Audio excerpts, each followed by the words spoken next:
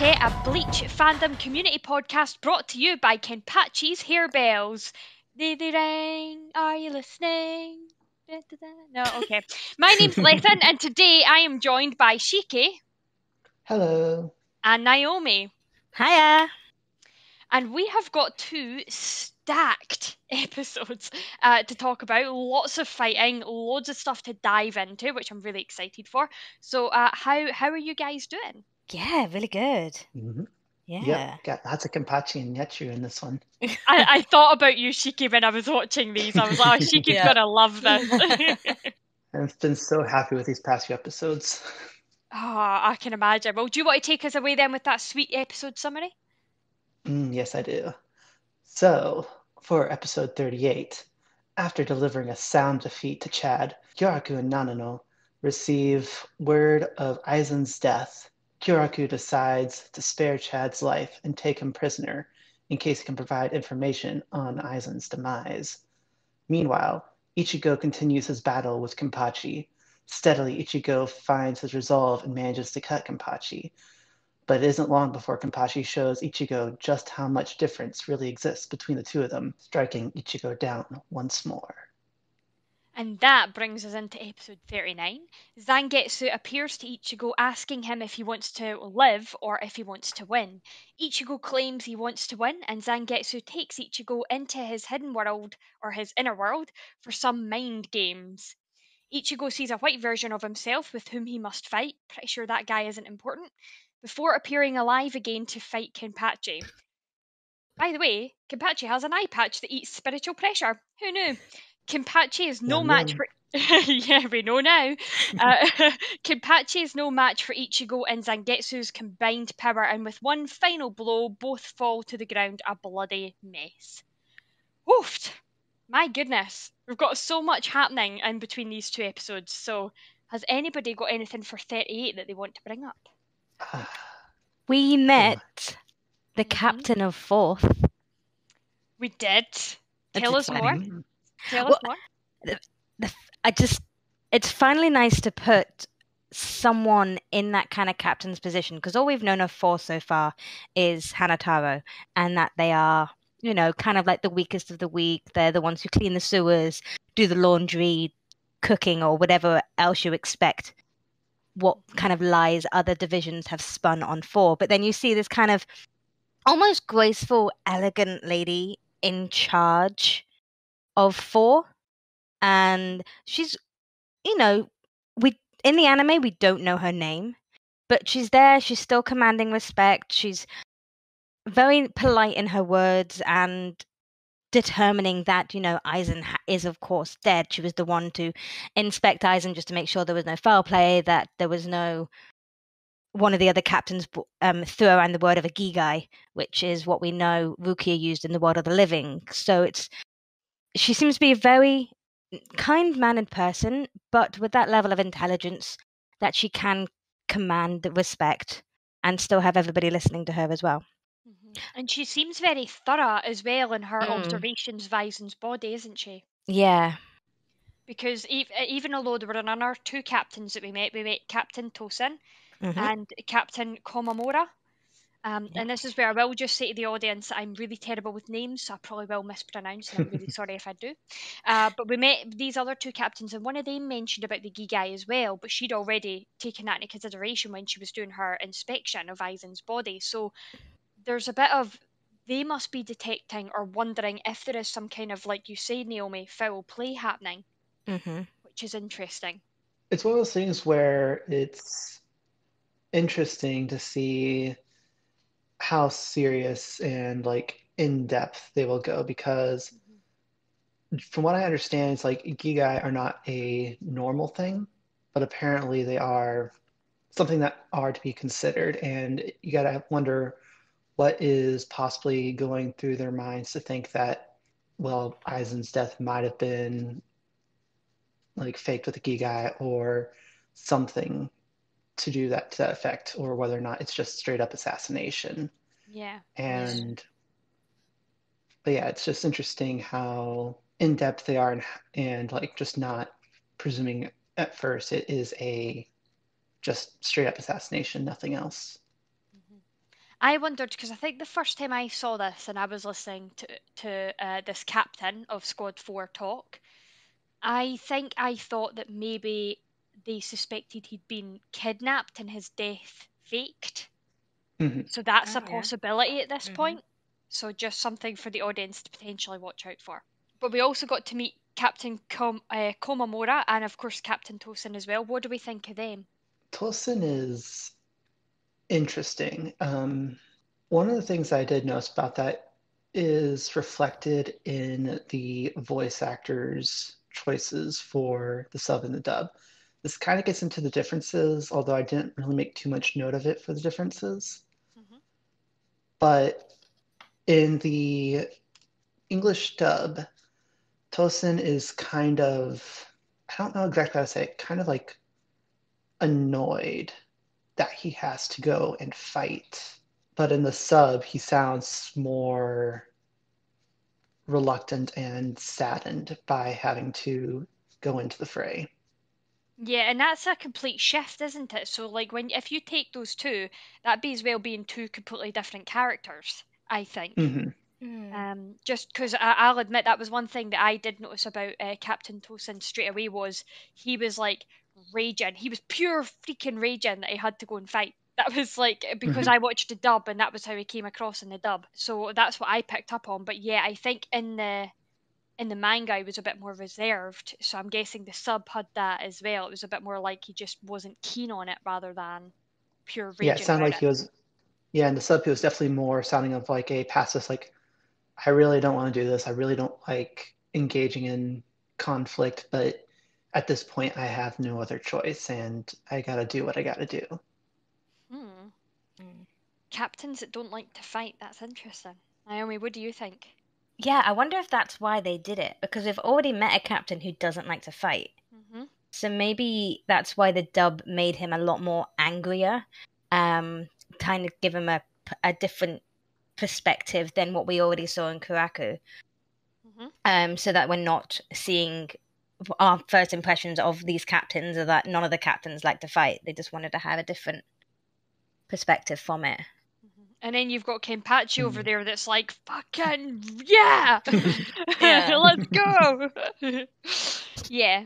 Yeah, so I think it's to stop them falling in, I think, too much of the samesies, isn't it, really? Hmm. Hmm. And what about Captain Komamura? He has a bucket on his head. Are we going to comment on that? He he's also very tall, He's which very tall. it does lead to our Hmm. conversations what we've had before about there being giants in the Seireitei. Hmm. But yeah, the fact that he has a bucket on his head, I mean, it makes you wonder what he has to hide.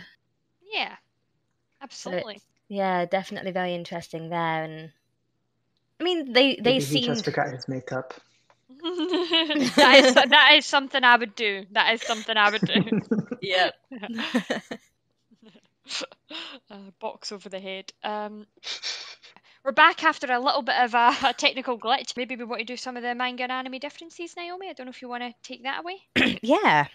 Yeah. So for the most part, the manga is pretty consistent with the anime. The anime has taken a lot of things, especially there's some things that are exactly frame by frame. The whole Nanao standing on top of the roof before the Rintei stealth corp dude Hmm. comes and gives her a message. That panel's almost accurate. The only thing the anime did is that it jumped around a bit. So the manga had all of Kuraku and Nanao's bits first, and then it went into Ichigo, and there was no jumping backwards and forwards. Whereas the anime, it kind of increased the suspense of whether or not Ichigo was still alive, like how's his fight going, by interjecting the little bits of Kuraku and Nanao into his fight to kind of increase the suspense there. Hmm. I think as well from the media aspect, like the cinematography aspect, I actually took a wee notice that as my discussion point of Ichigo's fear and resolve, and then I like the way that the anime cut between like Chad, Naomi, Nanao, Nano. and Ichigo, Nanao. How it cut between each of them because there was like a moment of where Ichigo was trying to feel for Chad's spiritual pressure, and it's like all of them are connected. It was just a really well done scene, I thought. Hmm. Yeah. Aye, for one who is rubbish at feeling spiritual pressure, he's got a really good grasp of Chads. Yeah. Just saying. Convenient point. It's fine. So of course we met the captain of 4. We actually get her name in the manga. We didn't get it in the anime at all. Perfect. And of course in the anime she addresses Captain Komomoa and Captain Tosin, so we know who they are, but they never once say her name. And her name in the manga is Unohana, Captain Unohana of the 4th Division. Yay, we have our 4th Division captain. Yay! Oh, I love her. There's a cute little panel of just kind of like a side glance at some other characters. It's of Ganju and Hanataro. And there's this cute little Hanataro just looking perplexed because he can't remember where he put his Zanpakuto. And it's adorable and so Hanataro-like. And it's just cute to see that little bit of relief in there with everything else that's going on. Hanataro is like, did I have my Zanpakuto? And then is Ganju not there as well? Like, you didn't have it at this point in the manga either. Yeah, exactly. Yeah, Ganju's there and he's like, I don't remember it when you said this line, yeah. Yeah, it's just, I think it's Kubo taking the piss out of himself at points as well, isn't it? Yeah, it is, yeah. Love that. And then the last difference I had is that when I was watching the anime, Nanao and Unohana both, when referencing the death of Aizen, both said he had passed away. Whereas in the manga, it's very bluntly saying Aizen is dead. And it's quite significant in the way that when you say someone has passed away, it's almost as if you're expecting it to have happened. Mm-hmm. You don't say it for something like as a murder or an assassination like Aizen's was.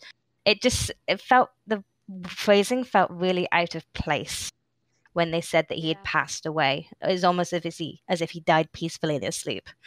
I'm pretty sure he didn't, bless him. not by the fact he was hung up and strung up like a Christmas decoration, was he? Hung, drawn, and quartered. Yeah, you know. Like fucking Halloween's coming, let's go, you know? Yeah, I think the word choice, the wording of it is totally different. Isn't it? Pass away is way more peaceful, like you were saying, but dead, died, killed, murdered. There's lots of things we could call it. I don't know. You almost expect it's going to be much better with your accent because my Scottish accent is non-existent. But somebody just coming up and going, "There's been a murder," you know. You want me to say it? Yes, please. Okay. There's been a murder. Yeah, that's exactly what's happened.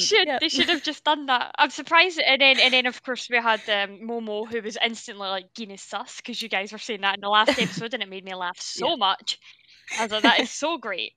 But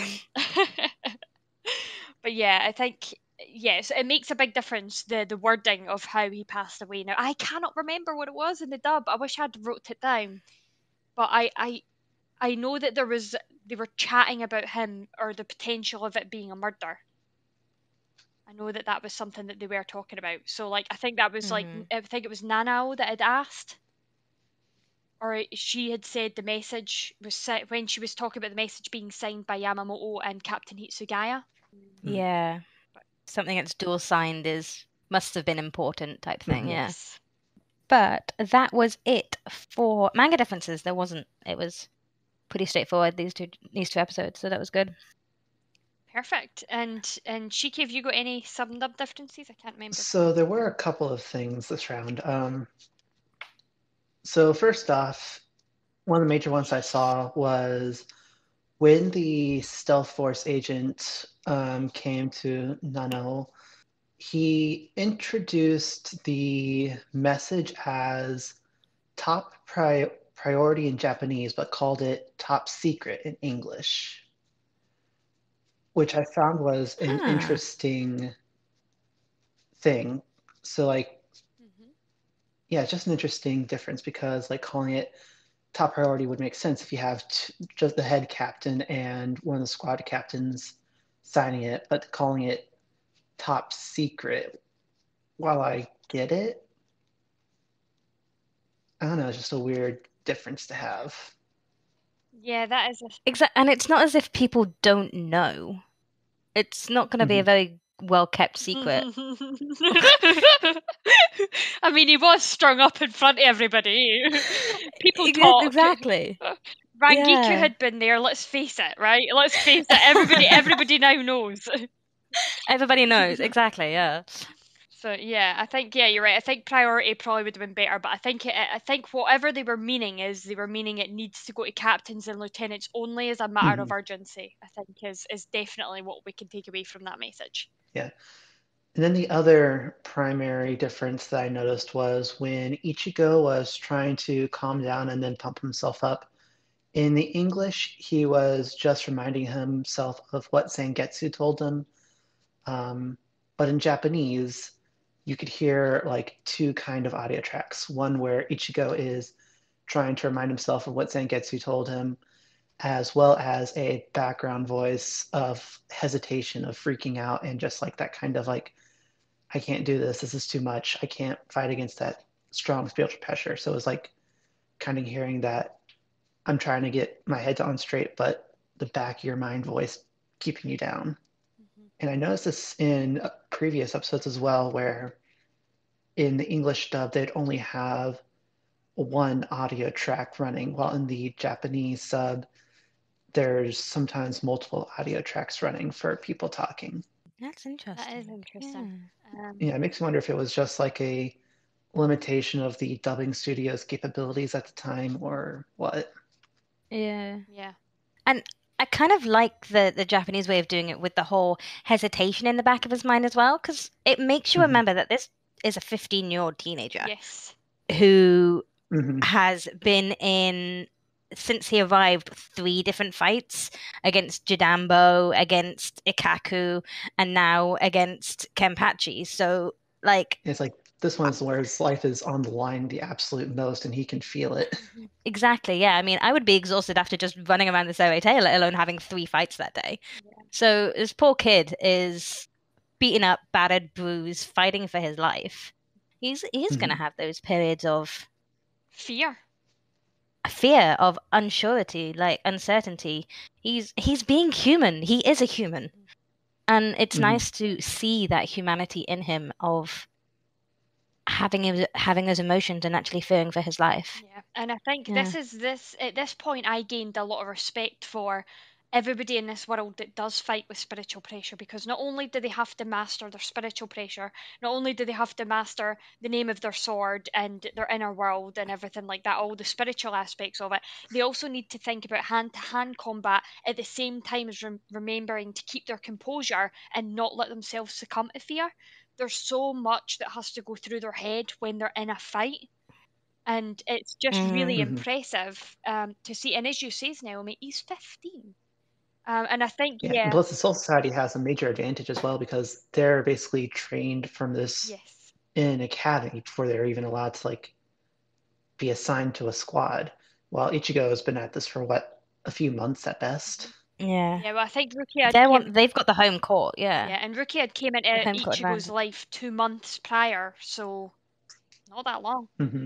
So yeah, I think that's just something that we do have to just be mindful of as viewers, is that, and I like the idea of the Japanese version having that doubt and that fear playing in the background of his mind, because I think we got to see a bit more of that in the manga, Naomi, didn't we? We got to see the doubt and the fear. Yeah. Yeah, I mean, I felt for him.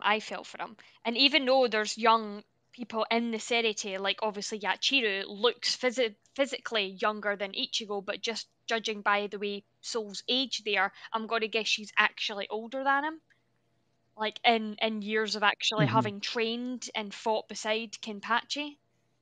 Yeah. So even her resolve, her like level of fear, her ability to control her spiritual pressure, she's had way more time training than Ichigo has. That and the fact she's a lieutenant. Yes, as well. exactly.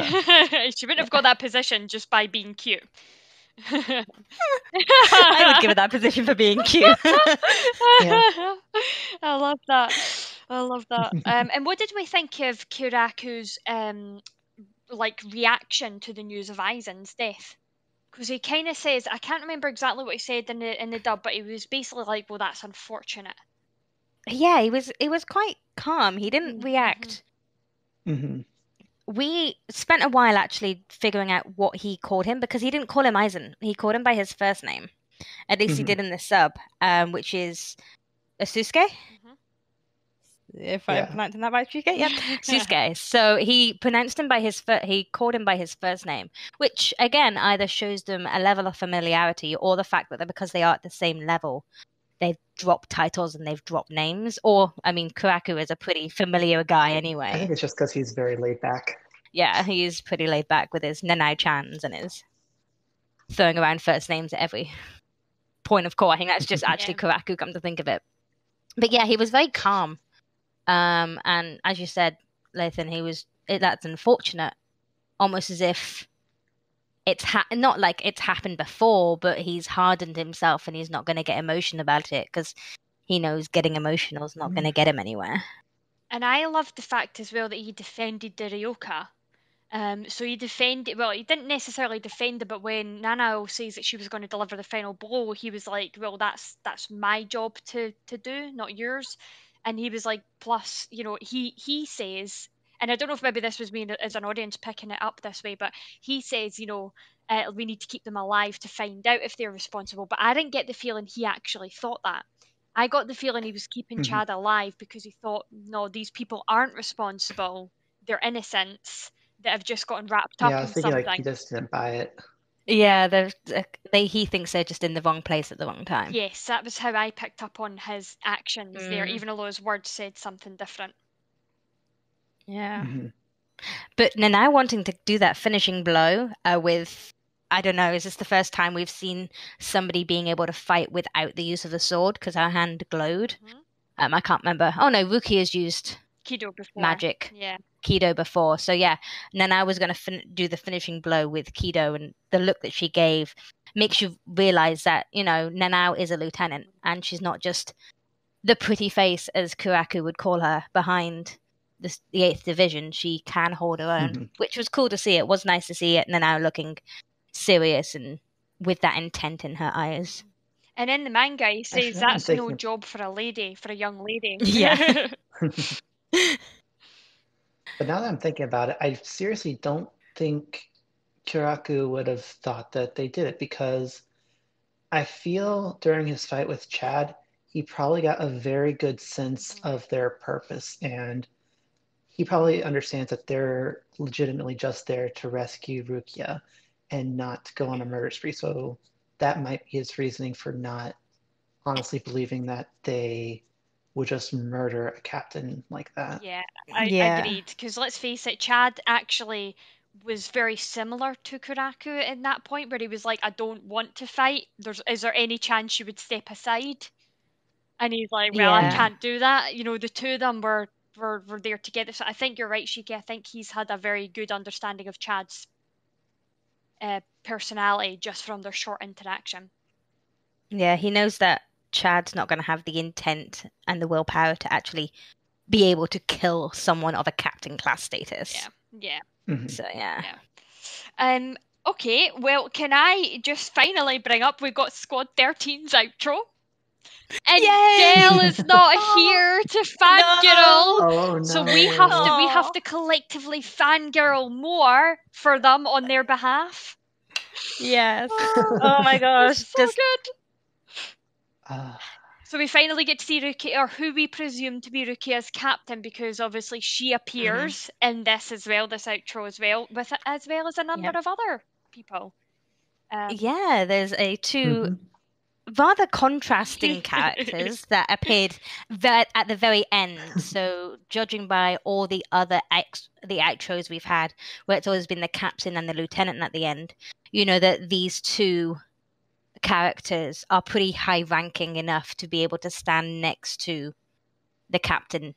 So they're pretty high ranking. But then you do see the lieutenant of that squad as well, because he's wearing the band. But you just see the back of him with his hair. That's all you see. The back of him with his hair, with the lieutenant's badge saying 13, and it makes you wonder why he wasn't standing next to the captain at the end of that. Yeah, that's of the outro. Yeah, good spot, Naomi. I was like, oh, interesting. Yeah. But yay! Oh my gosh!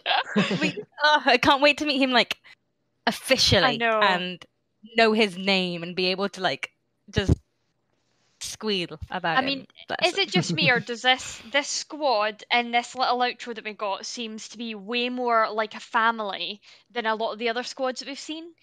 So, like, just when you've got Rukia, like, had fallen asleep beside the tree or something and she was having a dream, and then those two that we see standing next to the captain at the end, they're, like, teasing her or something and she's blushing beside the tree.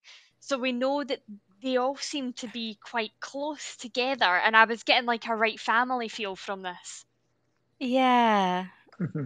It just makes you want to, like, join that division Yes. just so you can be a part of that family. Yes, Naomi. I mean, yes, Naomi. I realize I'm in a podcast now with 2 members of the 13th division and I'm here in 5th. But yeah, I'm a bit of the odd one out looking at the list of You are, because people. even Dell is 13th. Dell, me, and Shiki are all in the 13th, and you're in 5th. I'm like a purple among all the blues. Yeah. Well, to be fair, I was kind of dragged into the 13th, but that aside. Yep. We dragged them. Never too late to transfer to the 11th. Hey, shh. There'll be none of that. To anybody listening wondering what the heck we're talking about, so on our Discord server that gave birth to the podcast, we have our different squads on there. Each squad has got its own colour, and so the 13th is like an icy bluey colour, and that's the one. That's the best one. That's the one you want to join. Oh, the squad 10 guys are going to go mental at me for that. Cool. Was there anything else we wanted to call out from episode 38 before we move on to episode 39? No. Nope. Cool. All right, episode 39 then. Talk to me. What have you got? I've got a lot, but it's like... So the first thing that came to mind was the mention of something that I didn't think came up this early in the series, and that's the word asaushi. I think I'm pronouncing that right. Yes. Which Zangetsu says is it varies from source to source, but basically it is a sword that hasn't received the name of a Zanpakuto yet. So it's given to those in the academy, and that's how it then transforms into the Zanpakuto. And the sources vary. One source says it's given to those who aren't worthy of a position in the Gotei 13, but then another source says it is for those who are those low-ranking officers. So there was a difference in source material there. But yeah, it was just one of the things that I was surprised that it just popped up so early. Yes. In Asaushi. Yeah. I noticed that as well. And that's breaching major spoiler territory for later, but it does become a big thing that we hear about later. Way later. Way later. But yeah, it was really good to get that. I mean, we're just in season 2 of the anime, and really early on in the manga. What is this, book 12 or something, or is it 13? 13 we're on, yeah. Yeah, we had a new poem. And yeah, we're hearing about that very early. So good spot, and to our audience listeners, just keep an eye out for that word, because that might come up again. Yeah. I picked up a lot. I'm just trying to figure out what's spoiler and what's not.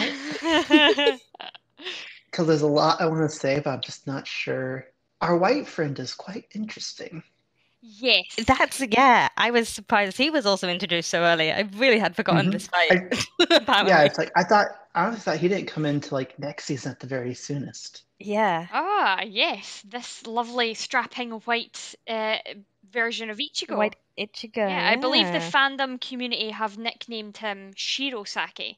Shiro meaning white, and then Sake for Kurosake. Yeah. So that's an interesting, that white Ichigo, as I'll call him, because I watch a dub anyway. So in his last statement of wanting Zangetsu to take care of and nurture Ichigo, because after all, eventually the body will be his. Yeah. Wonder what that could mean. Yeah. Did you also listen to his voice? I loved it.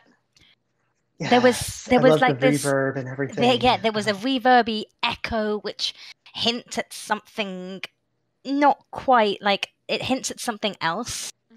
Mm-hmm. But yeah, the echo reverb in White Ichigo's voice was definitely prominent. It stood up very much for me, Yes. and I thought it was a nice touch, knowing what's to happen. And I know that a lot of people Mm-hmm. absolutely dislike, some people just dislike the dub altogether, but Johnny Young Bosch's performance doing that voice is brilliant.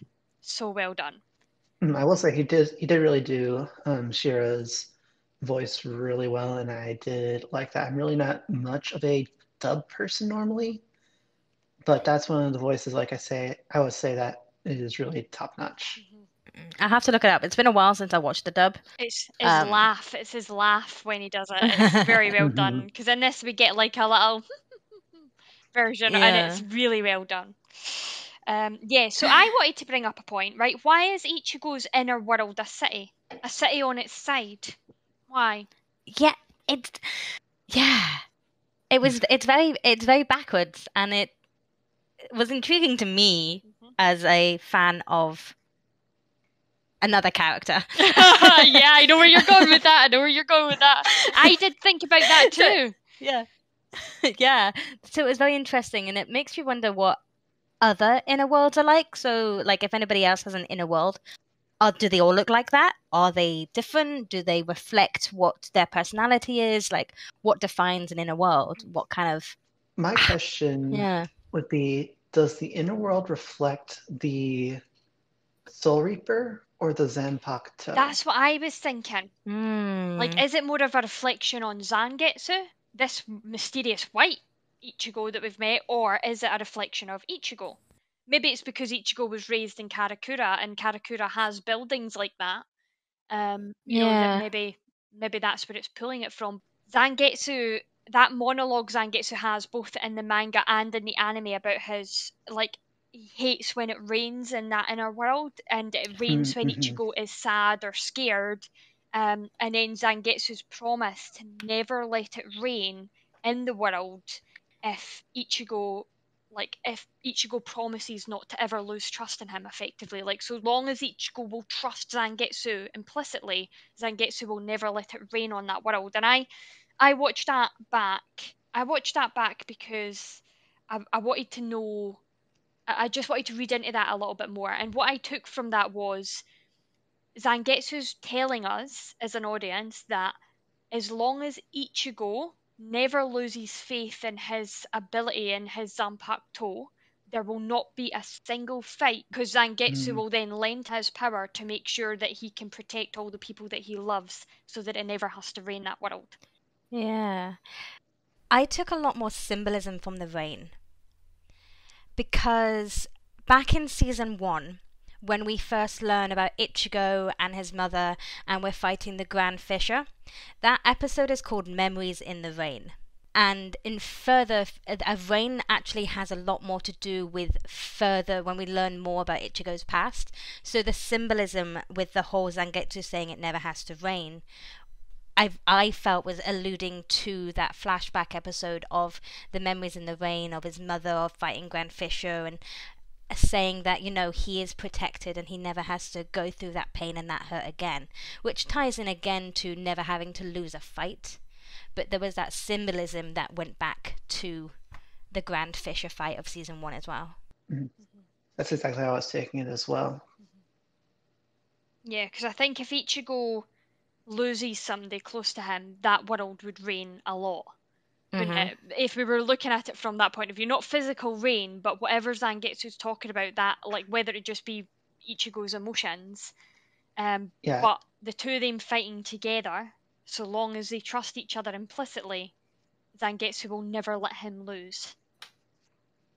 because Which, let's Yeah. also think about it, because Zangetsu is ultimately bound to Ichigo in some sense. And if it rains in the inner world, obviously Ichigo is hurting very immensely, either from failure or loss. And if Zangetsu has that kind of deep connection with him, he obviously doesn't want someone so close and precious to him to feel that kind of distraught and misery. Mhm. So he'd want to do everything he can to protect Ichigo and ensure that he never feels that kind of despair. Yeah, and that comes up again because when Zangetsu appears beside Ichigo, he asks Ichigo, "Do you trust him? Like, do you trust me?" And Ichigo was Mm-hmm. like, "Absolutely, I'm lending you all my power." And that's when he gets that final killing blow on, well, not killing, but like final blow on the fantastical Kenpatchi. Mm. I loved that symbolism though. I loved it. And you're right, Yeah. it is Mhm. calling back to his mother. And it is, I think, at each point in each difficult point in Ichigo's life, there seems to be some sort of rain happening, isn't there? Yeah. I noticed as well that the anime had him calling, and this will probably tie in, I think, to some of the manga and anime differences potentially, but in the anime, Ichigo calls him Master Zangetsu in the dub, but in the manga, he says, "I want to know more about my priceless assistant." So what Mhm. was it in the sub? So in the sub, he calls Zenketsu old man or Oji-san. So that's quite neutral. That's neither an assistant nor a master, but the like assistant and Yeah, it's master more are like so far apart from each other. I'm like, that's Yeah. two totally different assistant meanings. mastered old man. Yeah. Yeah. Was there any other sub and dub differences? So that was one of the main ones, but the only other one this episode was actually very, very word for word exactly translated. The only real difference beyond the old man and master bit for Zangetsu was more of a Yachiru moment when the Stealth Force guy tries to bother her. In the English, her voice actor didn't quite show anger, more of like a cutesy annoyance. But if you watch the sub, it's like you could tell Yachiru is just absolutely pissed off and you don't want to mess with her in that moment. But the dark aura, Yachiro, like that whole Yachiro just with the Mm-hmm. darkness, that was cute. Mm-hmm. I'm sorry, angry Yachiro is probably. I'm a huge It's fan like of angry I, Yachiro. I mean, I would be terrified, but it'd be like in the back of my mind, be like, "You're so adorable and angry. Just don't kill me." See, Yeah. why can't people ever think like that about me when I'm imposter in Among Us? I'm sorry, but that was not talking about that. Yeah, to the One of audience these days, I'll listening, we do join you. play games. We play games of Among Us, and we played one last night. Sorry, Naomi. It was I think I'm more in awe at how amazing the play was rather than anything else. And frustrated at myself. I screwed it up in the beginning. Yeah. I can't believe you voted for Vero. Anyway, let's Sorry, Vera. let's just. This is a public apology to Vero and everybody else that was playing. Sorry. Uh, yeah, so we do play games. So like that's another reason to join our fantastic server. Not that I'm constantly going to be plugging it throughout this episode. What did we think of the fight? I thought it was a pretty good fight. I did like the build up over the two episodes where Ichigo first is kind of distraught and not able to break through and harden his spiritual pressure, but then he gets that kind of confidence. And then after he's completely torn down, he goes through his inner understanding to truly understand what Zangetsu is and how much he actually has to go to actually understand and know Zangetsu is more than just a tool. And then he's able to like really go all out. Mhm. But then again, at the very end, he still gets beaten down once more. And Yeah. we learn that Kenpachi's sword doesn't have a name. It doesn't. It is fully released, as he says. It's But in we its could hear fully it released crying form all the out. time. But we could hear it, yeah. So So maybe it tells you that there's more to Kenpachi's Zanpakuto than he's willing to let on. Yeah. Mm. what about, was there any other sub and dub differences, Shiki? Not really. It was really um, loyal translation this time. What about manga and anime, Naomi? Yeah, again, pretty loyal. There was just a couple of bits. There was that whole scene with Kaku and Yamachika when they were discussing the Kenpachi fight. And the anime did this really cool thing where they voiced over Ikaku's voice and still kind of cut back to the fight, but you could still hear Ikaku talking over the top of it. But what they didn't, there was a line that they didn't say in the anime that they did say in the manga, which I thought was really interesting. And it's Ikaku that says, after Yumichika says, alludes that maybe Kenpatchi has fallen. And Ikaku's like, no, don't be a fool. He's the Kenpatchi. He's the captain of the 11th Division. Ikaku then says, we joined his company because we believed in him. So it was that kind of little past bit to why Ikaku and Yumichika have so much faith in him. And that stems back to, they joined the 11th Division to be with the Kenpatchi that we have now. So it was that kind of little allude to their kind of loyalty and their friendship with him as well, which was really nice. Yeah. And yeah, that was it, pretty much. I think when there's an episode that's got more fight than talk in it, there's a lot less differences, I've noticed. Like, it seems to be a lot more about the fight and the action sequences, which is great because we got to see some really cool stuff. Yeah, the only other thing is, correct me if I'm wrong, but the end of the anime actually ended with Kenpatchi standing up. And we don't know Kenpatchi's fate. Whereas in the manga we do. We know what's happened to both of them. So at the end of the anime, Ichigo's the one on the floor, and Kenpachi's still standing up, standing over him.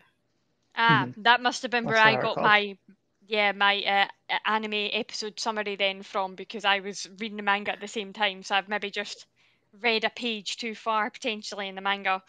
Yeah, it is literally like a page. It was so annoying when the anime stops and the manga's halfway through a chapter and you're like, really? I can't remember this. But it's literally just one panel.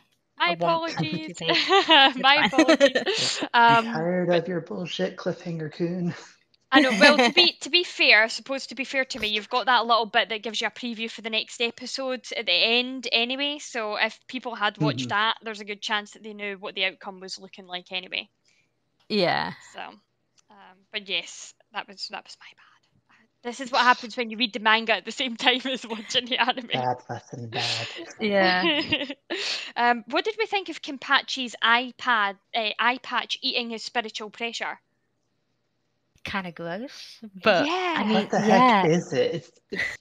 It looked like tiny little mini hollows just eating away. Yeah, that's what I was thinking. Yeah. Did you know? And do you know, this is going to sound gross, but I wondered if the 12th Division got the idea of that from, have you heard of, there are people that get cancer, there are these cancerous lumps that actually start to grow eyes and teeth and everything on them? And it's like just because of the types of cells. And anyway, it's a whole thing. If you, don't look it up if you're squeamish. But don't Google it. Don't Google that if you're squeamish. But it is a thing, and I'm wondering, what have the 12th been experimenting with to get this idea like that? Because that was the first thought that came to my mind when I was watching it. I was like, oh. See, I was liking it more to leeches. You know how leeches suck out the blood, so leeches suck out the spiritual pressure. Yours is way better. Let's go with that. I was honestly thinking it was just some kind of tech based off hollows, because hollows try to eat spiritual pressure or highly spiritual pressure things. So if you have very weak, low level hollows just constantly gnawing at the spiritual pressure of a captain, it wouldn't do much to harm the captain, but maybe just suppress their power. Yeah, that's probably where the design came from, not cancer. Sorry. But it was really creepy when I was like, oh, I don't know how I feel about this. But an extra layer to Kenpachi's character, because just when we thought he couldn't get any more powerful, he did. But Ichigo came back to life because Kenpachi says, your heart had stopped. Yeah. Yeah. It makes you wonder how much time had passed as well. Yeah. Because he was it looked like he did a whole fight in the inner world, but to Kenpachi it was probably only 5-10 seconds at least. Well, I mean, time did kind of pause when Zangetsu appeared to Ichigo at that point. True. Yeah, that's true. So I bet you that had something to do with it. Is there any last things that we want to say about this episode then? Yes. Go for it. Did you notice when they did their final attacks and their spiritual pressure is rising, there was shapes in the spiritual pressures of the two of them? Oh yeah. Yes. So, like in Kenpatchi, it was almost like a skull. Like, Mhm. he had that intent to kill with his spiritual pressure backing him. But Ichigo's was very reminiscent of a mask that we'd seen previously. Don't know if any of you noticed that. There was a definite similarity between that hollow mask that he found on himself back in, or when he was in the pit and getting his soul reaper powers back. Yeah, so there was that hollow, almost symbolism, foreshadowing aspect rising behind Ichigo. Yep, and as plus well. it also was there to protect him from in his fight with Renji, wasn't it? Yes, yeah. Yeah, that's right. Yeah, because Hanataro found it, didn't he? Yeah. And can I just say as well, I love the fact everybody's spiritual pressure is a different colour. Like Ichigo's is that pale blue colour, Kenpachi's is yellow, and Yachiro's was pink, obviously. The colours anime only. Yeah, of course. So the anime has definitely taken some liberties with the different kind of spiritual pressures. I can't find. I was searching for ages looking for color copies of this chapter so I can compare the color manga to the anime. But the only thing I found is that pretty much all of Souls and Human spiritual pressure is actually yellow.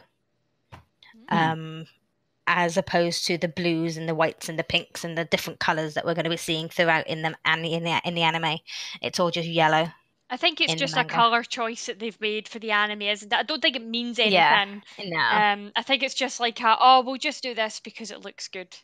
Yeah. Give us eye candy. All right, was there any last bits? We got a new ending, new song. Yay, happy people. As Ichigo just falls down.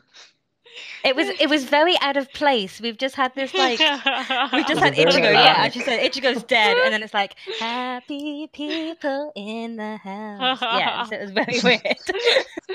I thought it was great. What a great contrast. Oh, it was funny. I loved it. Oh, I loved it. One last Yachiiro, just for good measure. Yachi, it is adorable, especially when pissed off. I just want to give her hugs and give her candy. Oh, God. Right, okay, well, let's delve into the Dongai then. Shiki, do you want to take it away? So, for this week's news, there's not much going on except for Jump Festa for this year, which is December 19th and 20th. I went to their website and it looks like it's going to be all online and via their app. I don't know if we're going to immediately get any English translations of anything that's going to be announced live, but as soon as we know stuff, you can be sure that we're going to include it on the episode as soon as we can. I reckon our server is going to be bouncing when these announcements start coming through, and maybe we might get an estimated date of when the anime is going to be coming back. Oh my gosh, I'm excited. Yeah, I'm hoping for that too, so we can plan the bloody podcast around it. So if you want to join in with that excitement, you know where to find us. Yes, all the links will be in our description, so make sure you come and join us. Yeah. Oh, and that was it for delving into Dongai just now, wasn't it, Shiki? Mm-hmm. Awesome. Let's move on over then to our Shinigami Cup Peroxide edition. And let's start with who wore it best. So who wore it best then, Shiki? So for my who wore it best, I have Kenpatchi wearing his smile. It's nice seeing him have fun. Aww. That's far too fucking cute for this podcast. Naomi, what about you? Mine is Yumichika and his lovely hairstyle that he has when he pops out of the shoji door of his room to talk to Ikaku, and Ikaku just bursts out laughing because of almost Afro style hair because of what Ganju did to him. That was That was And good. he just pulls a wig out of nowhere and pops it on his head. I'm just like, of course you do. Of course. I had, for who wore it best, I had the lovely Shuhei in his favourite sex position tattooed on his face. I mean, it's not, but like, it is. But it's not, but it is, Yeah. All right, then, best ship, Shiki? For my best ship, it's Kenpatchi and his masochistic love for fighting. You just can't separate those two. Oh. Mine is Ichigo and the way he flattens himself to his inner world when he feels like he's going to fall. So he just got very close to that building. I love that. Oh, that's good, Naomi. And that made me laugh. I don't know about you guys, but see, when he did that, I burst out Yeah. laughing. I was like, oh my god, that's so good. Especially his facial expression as well. Yeah. I love it when the art style of the anime changes to be humorous. And I just think Yes. all of it's great. All of it's great. Yeah. My ship was, and this has come up quite a lot actually before. So I am now shipping permanent ship, one of my favourite ships now, an OTP, is any mention or any sight of the rain and the Nothing Can Be Explained soundtrack. Because those two just seem to go Yes. hand in hand. The minute somebody Yes. talks about the rain or the minute we see rain, we hear that soundtrack. Yep. New it's OTP. Okay, double take then. All right, for my double take, that'd be pissed off Yachiru. Don't anger my little girl. Blessed. Yeah. Don't annoy her. Do not steal her candy. Yeah, please don't. My double take was the Asaushi reveal because it came completely out of the blue, and I think I must have just forgotten this fight.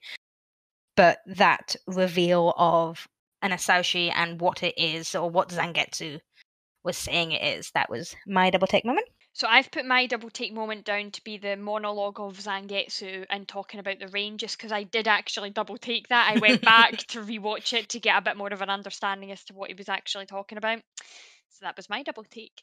That, and everybody knows I love the Nothing Can Be Explained soundtrack, so any excuse to hear that bit again works just fine for me. Cool, and then that brings us into our fandom shout-outs. Naomi, do you want to go first this time? Sure. So, in honor of a ship week that we've just had in the Discord server, it is a ship between the captain of 10th, Hitsugaya Toshiro, and Karen Kurosaki. Very odd ship, but it can be explained in the future episodes. But mine is a fan fiction written by a creator called Lunatasha on AO3. It's an AU fic, and it's based around wrong numbers texting the wrong person, but then they just get close, and then it's start dating, and it's really cute, and it's got other characters in there, and it's one of my favorite Hitsukaren fics. And so, in honor of Hitsukaren week this week, that is my ship. And it's still ongoing as well. I can see there it was published in yep. 2018, and it's being updated. So it was last updated literally today. It was updated today. So you've got a chapter to read. I do. It came through just as the podcast started recording, and I was like, that is really odd considering as you on my fandom shout out. Like you knew. Amazing. Good shout out. It's been a while since we've had a fan fiction actually, so I'm glad that you gave that a shout out. Shiki, what about yours? So for my fan call out, we have a Instagram video from kofitnessnycosplay. It has the 13 squad captains. I mean, I fucking love it already. I love it. It's so good. Mm-hmm. Is this the one who did the Kenpatchi one before? I believe so.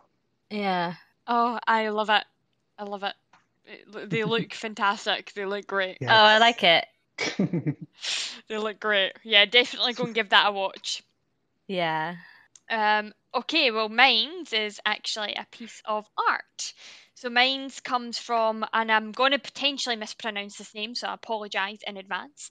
So Lemo_15 on Twitter, but they've also got their name is in Japanese, and I believe it's Shiki will be able to help me read this because it's been a while since I've brushed up on my hiragana. But Nico Nikoge, I believe it is, Nikoge. And it is a stunning piece of artwork of Ichigo. Oh, wow. It is Ooh. so beautiful. It is, I have no words for how stunning this is, and there's no spoilers in this at all, so please go and check this out. Give it a like, give it a share. That is I like that a amazing. lot. The emotion just captured in that one piece of artwork. Yeah. It's It's a his very, facial very expression soft as well. It's drawing. soft, yeah. Yeah. Go and give this artist some love. And that is my fandom shout. So, was there any last things that we wanted to share or talk about? I love Yachiru. I was waiting for it. I was waiting for it. Oh my goodness me. Right, Naomi, any last bits from you? No, I'm all good. Yep. All good? All good in the head. All right then. Well, you wonderful, beautiful souls. That is the end of another episode. If you like what you heard and you want to get involved, you can find us by searching for TheSeireitei on Facebook, Tumblr, and Instagram, and TSeireitei on Twitter. Each of these platforms will link you to our fantastically deadly Discord family, where you can chat with us about the show, read fan fiction, take part in creative challenges, and talk anything and everything Bleach. Ichigo and Rukia might reap souls, but we are hoping to reap some 5-star reviews, and that is where you come in. Make like our favourite orange haired protector and Ichigo to iTunes to rate us, review us, and make us feel like #1. To those of you listening on YouTube, don't forget to be like Chad and give us that good thumbs up. We really appreciate it. On the next episode of the podcast, we'll be covering anime episode 40, The Shinigami Whom Ganju Met, and 41, Reunion, Ichigo and Rukia. That will bring us to the end of season 2. And I know, so excited. And we'll see you souls then. Till next time, bye. Bye.